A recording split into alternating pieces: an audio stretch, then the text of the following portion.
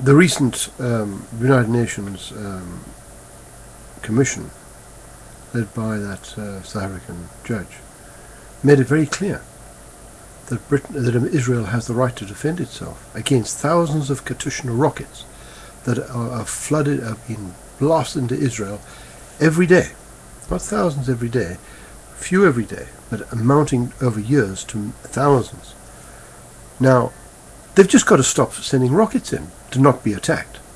That's all they've got to do. But the Israelis have got the right in the end to defend themselves.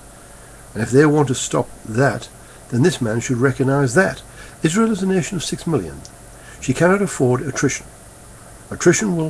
She cannot face up to 350 million people, because they can lose 50 to 60 men to every one of Israelis. So the Israelis cannot even contemplate that. So they've got to have better armaments than those surrounding them who hate them. And you know, how often have they attacked? 6 times. And the 7th time came from Lebanon. And now we've got the 8th time coming on. We've now got Iran. I mean, in all the time that Israel, as far as I'm concerned, have had nuclear weapons, she's never ever threatened Iran. Not at all. In my 66 years, I've never heard her mention Iran. But Iran threatened her 4, 5, 6 times.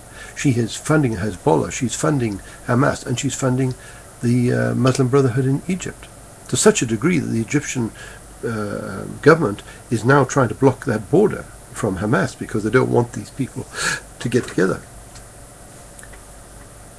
It's no good ignoring the fact that there's 2 fighters in the ring.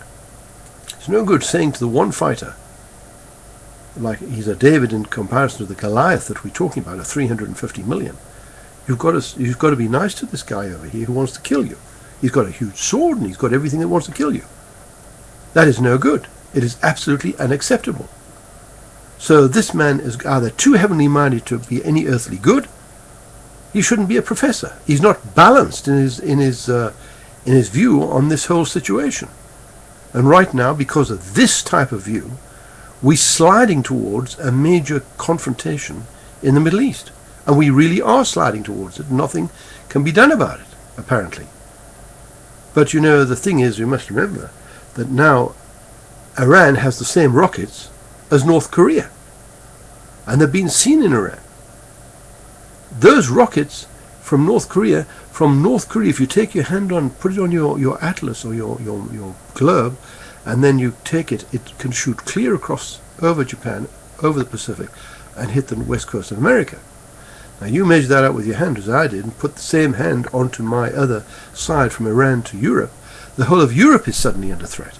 Remember, it only takes one atomic bomb over Europe to put all our computers out and all our electricity out and turn us into a third world country, going back to the Middle Ages, because all our electricity and all our computers are down. All your cars won't fly, your planes won't fly, and everything else.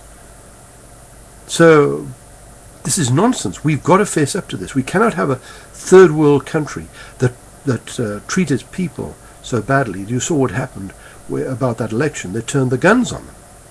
This is a nation that's violent, absolutely violent. Ahmadinejad says he's in contact with the 12th Mahdi. The man is a raving lunatic. An absolute raving lunatic. But he believes he can bring back the 12th Mahdi, and that's what he said in various speeches. And that to do that he's going to create a war, which he's going to get. But he's not going to be from Israel. Israel is not big enough or powerful enough. It's going to be the bigger nations who can no longer stand and be threatened by this puny nation. And she's pushing to the north, she's pushing to the south, and she's pushing to the west, she's pushing everywhere. And she's a puny nation. We cannot afford that to happen.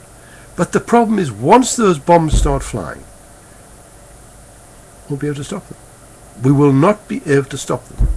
And remember, the Bible said the first one was water, and there's evidence of that.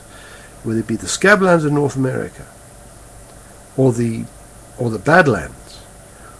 I know you take a shot from the space, you can see it. Now they've just found a flood created the English Channel. And of course there's a huge flood that occurred between Tasmania and Australia. And there's trees and all sorts of trees that didn't grow there. They came from hundreds of miles away. And in the Badlands and Scablands they found rocks that come from hundreds. That's a flood pouring into the sea once the land raises. Now we're heading for fire. And all these rockets and everything, we're going to create our own demise. Our society, our civilization is on the edge of disaster. Why wait for this to get to this stage? We've got to move as a people. Thank you very much for listening.